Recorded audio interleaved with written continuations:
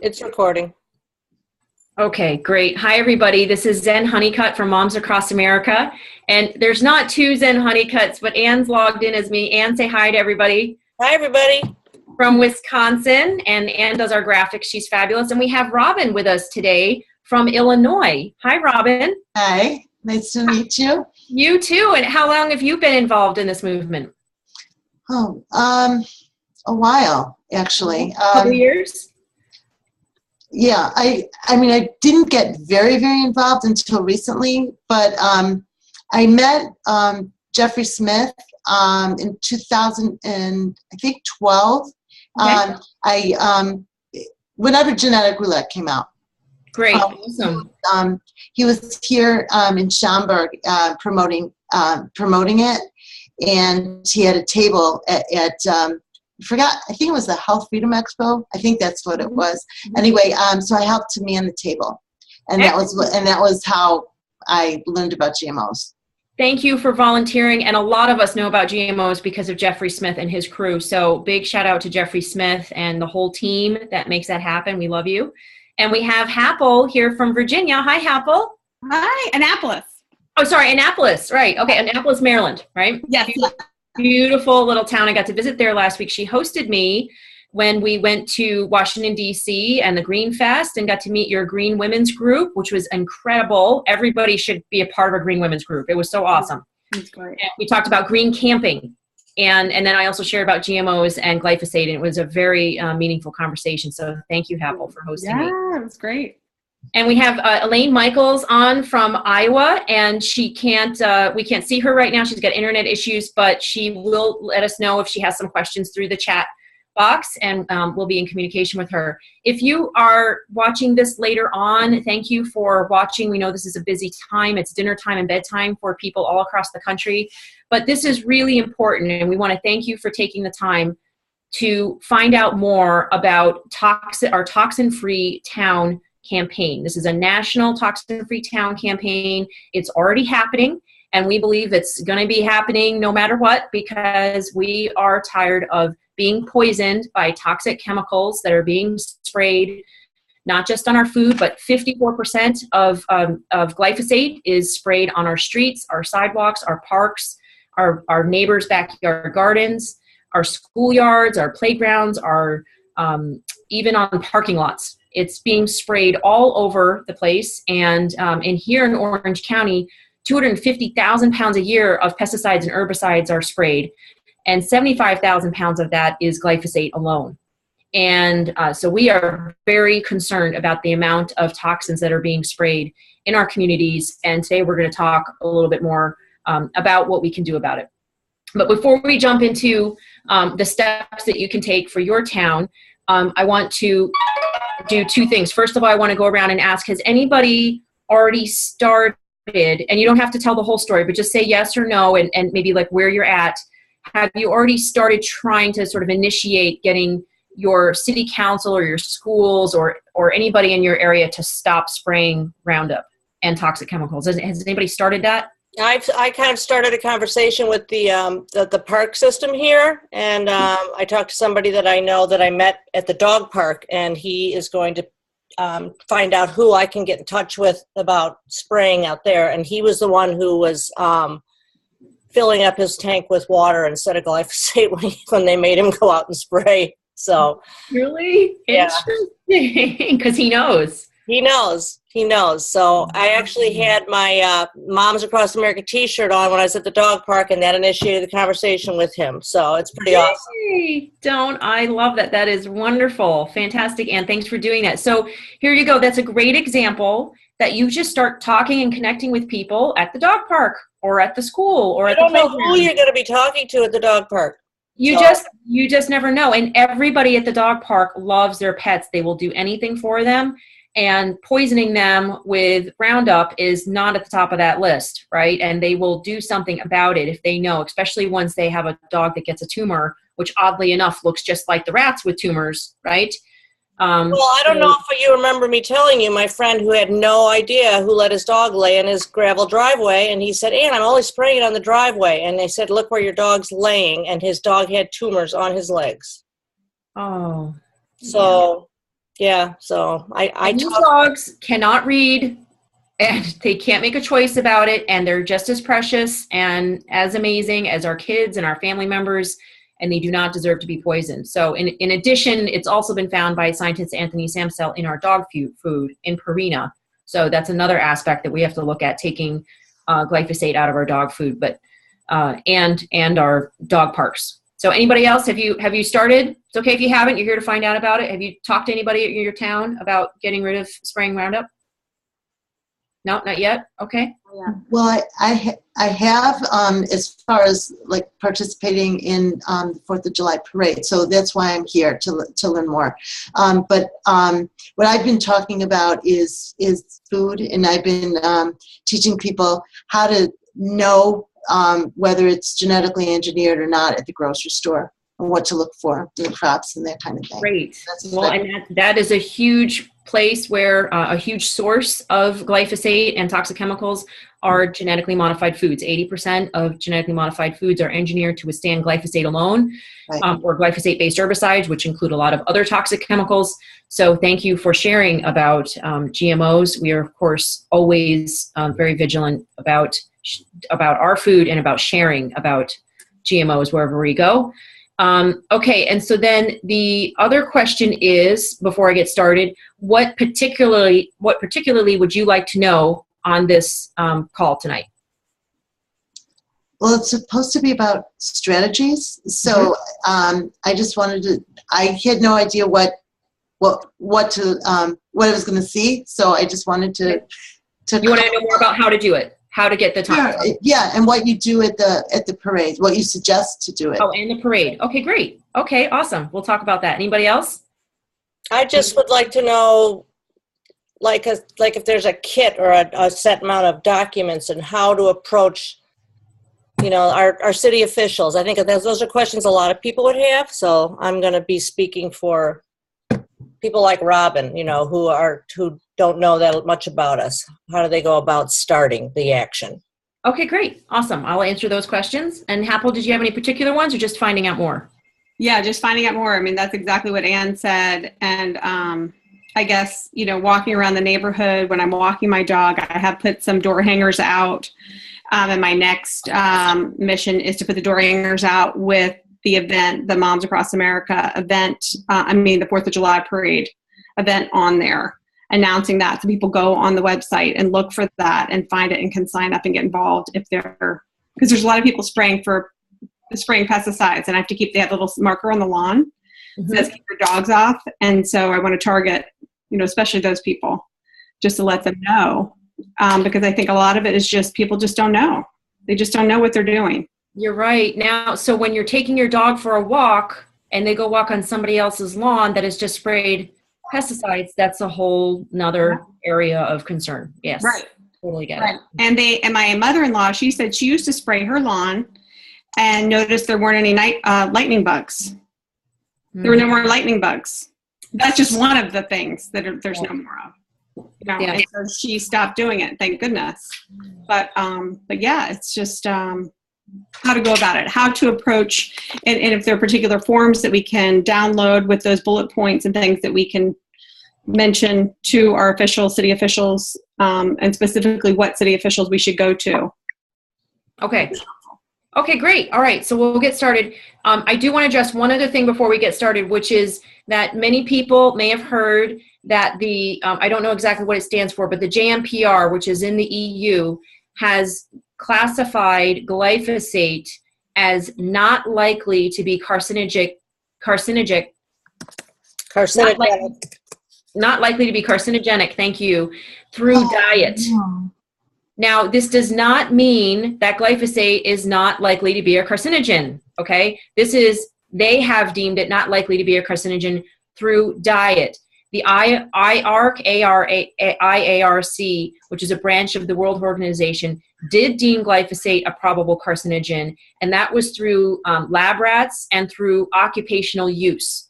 So what we're talking about here with using glyphosate on sidewalks and streets and gardens and all of that, still pertains. It is a probable carcinogen deemed by the IARC, which is a branch of the World Health Organization. And when a city worker is spraying it along the road and then you walk right through it, you are exposing yourself to a probable carcinogen. There's no ifs, ands, or buts about that. Okay. Now, we of course completely disagree that it's a probable carcinogen when it's sprayed on your sidewalk, but it's not a probable carcinogen when it's sprayed on your food. We don't think that there are any molecular changes that happen when it's sprayed on your food. In fact, we know that it does not wash off, it does not dry off, and it does not cook off. And we know that only 0.1 parts per trillion has been shown to increase the growth of breast cancer cells. And there's far more than 0.1 parts per trillion on our food. In fact, 40 parts per million can be, 40 parts per million is allowed by the EPA on oils. So we completely disagree with that, and we believe everybody should avoid it at all costs. But I just want to specify that the World Health Organization still has deemed it a probable carcinogen. Okay, so that's only, by the way, one of the reasons why we should avoid it and why we want it out of our towns. It is also an antibiotic, meaning it destroys the beneficial gut bacteria and allows the proliferation, actually promotes the proliferation of the pathogenic gut bacteria. And pathogenic gut bacteria lead to fungus, lead to gut dysbiosis. It leads to signaling the microglia cells in the brain to go on attack. So it causes inflammation in the brain and actual brain neuron cell death. It's actual neurotoxin. And it's an endocrine disruptor, which means it can halt or harm the development of a fetus. We have increasing infertility and sterility today. There are a lot of reasons, I'm not even touching on all of them, why we want to avoid glyphosate, and why 40 years ago they said it was safe, and now we say it is not safe. There are hundreds of studies showing that glyphosate causes harm to living beings, and it is not necessary. In fact, we've only been farming this way for the past 20, maybe 40 years, but mostly the past 20 years. And we've been farming historically for thousands of years without toxic chemicals. So there's no need for glyphosate. It's not necessary. And we don't want it. And we want it to be, the license to be revoked, which is up for consideration right now with the EPA. Okay, so that's a little bit of background about glyphosate. It's the active chemical ingredient Roundup. We don't want it used. We also do not want the other toxic chemical ingredients, which are commonly used in farming, like atrazine and chlorpyrifos. And paraquat, and there's all kinds of other toxic chemicals that we dicamba, 2,4-D. We do not want these used in our farming. But many of them also are being used on our sidewalks, our schools, and our playgrounds. Now, the first thing I believe to do, now there's lots of different ways to do this, okay? So for instance, I went to my school with a copy of Genetic Roulette, and I gave my school principal a copy and asked him to please watch it. When he gave it back to me, I was very disappointed, because he said he did not believe it, that, you know, one company could be that, I know, evil. And he did not believe the whole thing about GMOs and how bad they were, but he did understand the whole pesticide thing. So when I asked him if he would at least please, you know, have the school stop spraying pesticides, he said, yes, we will not spray. I understand the chemicals are not good around the kids. So my school does not spray toxic chemicals, and they're right across the street, and we would be exposed to that if they did. So I'm very, very grateful for that. And we didn't get in the newspaper about it. We didn't have any big fanfare. He's just not the kind of guy that would want to like be in the newspaper about this, right? So that just happened, right? You can just go and ask and have a conversation, and, you know, make an appointment with them and have a conversation about it. Now, you would probably like to have some information to bring. So, and it's always best to go with other people too. It just shows parental awareness and support and all that. So whether you're going to your school or your city council or your homeowners association or your school parks and your parks and recs or your university, there's lots of different areas to go to. Be clear that when you want your town to stop spraying Roundup and toxic chemicals, your town is different from the school system, right? The city council does not mandate over the school board of education, which does not mandate over any universities, public universities that are nearby, or private universities, right? Or the parks can be completely different from what a town city council does. They can be the jurisdiction can be a completely different group, right? And also your neighbors. So you need to sort of choose. The first thing to do is choose which area you're going to focus on first. Where do you are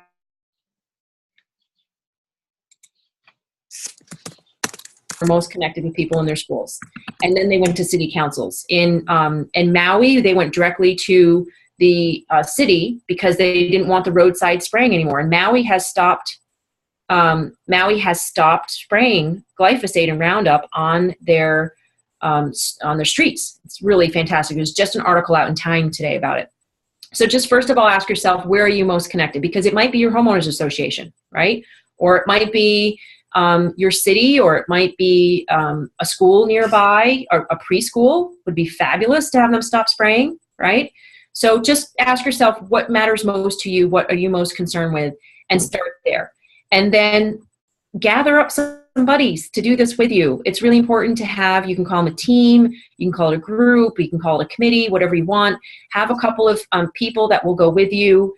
You know, starting with 3 is great. Having 6 is even better. And then having people designated to do certain, I don't want to say chores or tasks. Like, for instance, if you start a Facebook page called Non-Toxic Northbrook, right, Illinois, right, or Toxin Free, or whatever you'd like to call it, that will help to gather people.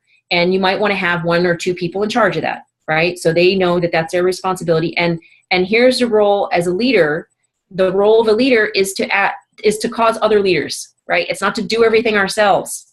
So we want you to ask other people, make a list once you have a couple of people together of the tasks that need to be done, and have people choose, and have everybody choose one thing, right? And they can team up with somebody on it, but have everybody choose something so that you are clear about what you're going to do, right? For instance, Natalie and I are working together on Mission Viejo, and she decided to get the list of all the landscapers. And she researched that and has a page going on all of that. And I wrote up the letter to the county ag commissioner when we saw them spraying, right? I also wrote up a letter to the city council. And so, everybody just choose something and start doing that. And so you have a group, you're connecting with other people. People ask, well, how do I connect with other people about this? Starting a Facebook page is a really good idea. Also, just talking to the people that you know. Talk to your neighbors about it. When you go to a birthday party or a school function, just ask them, have you heard about this spraying? Did you see the signs, how they were spraying pesticides, you know what I mean, in the playground? I want to work on that. Are you interested in helping me? Just ask. Nothing is going to happen unless you ask. And even the Bible say, ask and you shall receive, right? And so just keep asking people, I would like to have the school stop spraying, or I would like to have the city stop spraying Roundup and use safe organic alternatives. Would you like to help me on this? We just need to go to a meeting or two. We need to, write some letters. Would you like to help me on this? And go out for coffee and talk about it, okay? So create, first of all, connect with others. If you want to create a group, create a team, 3 people, at least 6 people, even better. And then get your flyer online, which is on our website. And I'm going to see if I can screen share here now and talk about, hang on a second, talk about this as we walk through the page. Okay, so over here, can everybody see? Mm-hmm. Yeah? Okay, great. So you go to action, and then you go down to our National Toxin Free Town campaign. And on this page, you can see there's many tabs, right? And there's the main page, first of all, that you can see millions of pounds of pesticides are sprayed every year. These are trucks and workers that are spraying it all over the streets and sidewalks. And this is what it looks like if you see the brown spraying. This was right by where my dog sat down, right next to that thing. And then a day or two later, she had a big old mangy looking rash on her bum. And I'm sure it was because of that, because she's never had a rash like that before. And so this is what it looks like when they spray. And this is the warning sign they put out when they spray in a playground. Do you think the kids are reading that? I don't think so. Right? Do you think they care? I don't think so. And what is important to note here, and an article just came out in Time Magazine today stating this. They didn't mention the EPA because the EPA would not comment. But we know, and we have emails showing, that the EPA recently confirmed that the common practice of spraying Roundup without barriers for 4 hours is in fact against the directions on the label and against the law. So if you see any of those trucks or people doing this, that's against the law. You can write a letter to the county ag commissioner, just just type in county ag commissioner for your town and write a complaint letter and follow up. If you see them doing it again, the same workers doing it again, they can be fined, right? And they should receive a notification. This is against the law. It's illegal because the directions on the label say to keep people and pets away until dried. That means barricade it off. Pets and children, small children, cannot read. So there needs to be a barricade. There needs to be, either caution tape or, those wooden horse looking things, you know what I mean? They need to barricade it off. And most workers are not doing this, and it's against the law. So they have to do that. Of course, we would want them to stop doing it altogether, first of all. But if they are going to do it, they have to at least follow the law. And that would mean all along the sides of these roads, all along the roads, it would have to be barricaded off. It does have to be barricaded off, not would. It does have to be. So then on the next page, we have up here some tools for you to use. This is the letter to the county ag commissioner that and the city council that I wrote. Now you can write a shorter one.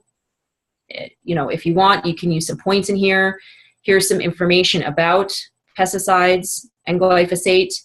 And there's also some information about the labels. You can see where it says how to use. This arrow should be over here by how to use. It got moved in the space here. But also you can see where it says the workers cannot go back in for 4 hours later. And it also talks about the amount of glyphosate that's in the water. It shows some photos. If you can take photos in your town to show spraying, it's going to be happening, especially in the colder areas. It's probably starting to happen now. For us, it happened about a month or two ago. If you can take photos, that is awesome. It's not awesome, but like you can see here, here's a masked guy at a school spraying. Not awesome. And then our park. So if you can take photos, that would be the best thing. This is a dog that just rolled and freshly sprayed Roundup grass in Maui. Awful, right? Absolutely unacceptable. So this is a letter. It's very long. You can definitely make it shorter, but that is available to you. And then we also have our press release. This is information about the parades. We do have a flyer that you can, and this is why I came to the website. I mentioned if you want to have a flyer. I only have 10 minutes left? Oh my goodness. Okay. So here's the flyer. You can download this. We also have them if you start an event and you get a code. So if you post an event on our website, you get a code in an email, a follow-up email for a free box of materials. And if you order that box, you have to pay for shipping, but you order that box, you get free materials worth over $100-something.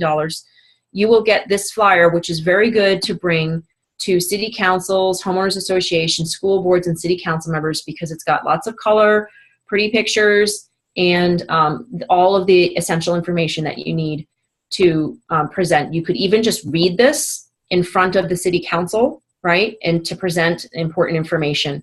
I would suggest you put a lot of it, some of it in your own words and tell a personal story about why this is important to you.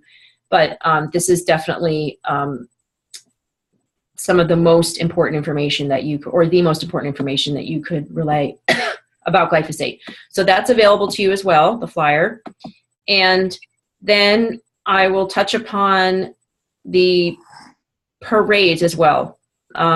Actually, wait, let me go first to the petition.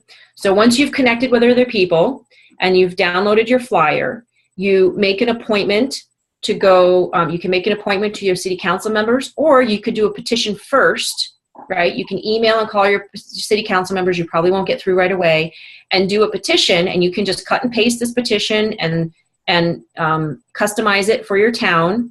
This is the petition that Irvine did, and we did it as well in Michigan Viejo. But here's something very important. don't do it with a group that's either very right-wing or very left-wing. Like Move On is considered more democratic, right? And so might not be perceived as well by something like change.org or Care2 or some other group. But you want to do it with, I believe we did it with change.org afterwards. Natalie set it up. You want to do it with a petition organization that will send an email to your city council members every time somebody signs. So they're not getting a big stack of emails later, they're getting them as you're signing. Everybody understand that? So you sign and the email and the petition goes right there. So you want to make sure that it has that setting. Okay, and then you do a big push, you get 300 or 400 people, 500 people, whatever, 1,000 people you can, to be sending your city council members emails every, several of them a day or several in an hour. Then you will start to raise awareness with your city council members and they will be much more likely to meet with you. Now, we have not had the opportunity to have that yet. Our city council members in Mission Vale have not gotten back to us, but they have stopped spraying. And some people say that's because of budget. We're not sure, but they have stopped spraying Roundup in our town. So we'll see if they put it on the budget for next year or not. We still would love the opportunity to meet with them. So you do a petition, then you can meet with your city council members, make an appointment to meet with them. This is for the city, right? If you're doing homeowners association or school board, of course, try to meet with them individually first. And then once you have somebody on board that will sort of champion it, then you can go and all you do is look up when is the city council meeting and sign up to speak. Sometimes you can sign up ahead of time online. Other times you sign up when you get there. So you want to sign up to speak. Everybody gets 3 minutes and you want to prepare it and practice it ahead of time so that you know that you're not going to be cut off. Make sure that you're going to be able to say exactly what it is that you want to say within 3 minutes. And there's plenty of information. Oh, it's echoing to me a little bit. Okay. Anne, I might need you to, I know I, because can you mute yourself? Because it's hearing both of us.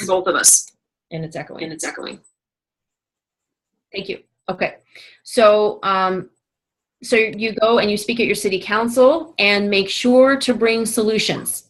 So in the few minutes that I have left, I do want to talk a little bit about solutions and then touch upon the parades as well. So there are many solutions. The number one solution is to tend the soil in such a manner that weeds do not grow, right? So that means good quality soil, mulch, other type cover cropping. That's the number one way to go. And number two would be if they have to use pesticides or herbicides. There is an herbicide called Avenger. It is organic, but it is expensive. It's not the most ideal. Ideally would actually be steam. And there's a company called Weed Technics, which has steam machines. That's Weed Technics, Technics. And they're actually coming out here to Orange County. I met him in Australia when I was on speaking tour. He's an amazing guy. He's created these weed killing machines that only use steam. They can be used for streets, sidewalks, public areas, schools, farms, just not your backyard because it's too big, right? But for one machine, anywhere between $7,000 to $25,000, you can use it all over your town for years and save tons of money, right, on these chemicals. So he's coming out to Orange County in the beginning of June, and I'm so excited. They're going to be building, they're having a manufacturing center in San Bernardino. So not only is he bringing jobs to the United States and to California, but he's bringing a non-toxic solution that can be used all over the place. And the San Francisco airport is already using this. So we're very excited about that. There's lots of other methods as well and alternatives, and we will put more of those on the website. But I believe the letter does mention them. If you go back to the letter to County and Ag Commissioner and City Council, I believe it does mention alternatives. But that's going to be your biggest hurdle, is to get them to consider those alternatives and having them be monetarily, fiscally responsible. That's going to be your biggest hurdle. Now, I'm really sorry, I only have 3 minutes left because this is the free version. So I want to mention joining into 4th of July parades. What you do is to go to your town hall and look up the city, the local parade, and then apply for it. It's sometimes free, sometimes $30. It's usually not more than that. And you apply to be in your local parade, and you put Moms Across America. Our motto is Empowered Moms, Healthy Kids. Don't put anything about toxins and spraying and all that stuff. It's just not necessary. We want to be positive. We want to be upbeat. And if you can pass out flyers, some parades will not let you pass out flyers, but if you can pass out flyers, we have flyers in a box for you. Again, they'll be ready June 1st. We have new flyers that are about Roundup. We have some about GMOs. They're updated. And then we have the community flyer that I just showed you as well. And you will get a box of free materials. You have to order it, but so you do have to pay for shipping. But you do have to order your banner. And what we found this year is that the best way to do that is to download our banner off of the website under materials. And I'll go to that in just a second. And email it to Staples. And that costs $39.99 for most banners to get a 6-foot by 2-foot banner. So that's really all you have to do. Sign up online. Post your, sign up online, post your event on our website, share it with all your friends, get a group of at least 10 or 20 people. You don't need tons. You just need to be able to carry the banner and maybe pass out some flyers. And then get your materials, get your banner. We'd love for you to get some t-shirts to say GMO free mom and all that stuff too. And then join in the parade. Wear lots of red, white, and blue. And one parade, 3 people deep for 3 miles on both sides equals reaching 49,000 people. So, so you can absolutely do that. Now, here's a sign-up sheet, which I want to show you, to please bring to your March Against Monsanto or your festivals or parades, and connect with people so that you meet a great group of people. You want to connect with them afterwards. Okay? So bring the sign-up sheet and have people sign up and connect with them, and have an event so that, yes, I have less than 1 minute. Have an event so that you can meet together 2 weeks after you do this initial sign up. Okay? Have a coffee night or a movie night or anything like that. So we have less than a minute. So I just want to say thank you. Oh, hi, Marilyn and Jennifer. I want to say thank you very much for everybody joining us tonight. If you have any further questions, my email is zenhoneycutt@gmail.com. That's ZenHoneycutt. And either myself, zenhoneycutt@gmail.com, either myself or Natalie will get back to you. And you can also email us through the website, any questions that you have. And if I didn't answer any, please do. Again, we can do this. We moms buy 85% of the food, and we're the ones that make most of the household purchases. We're the ones that hold up the backbones of our community. We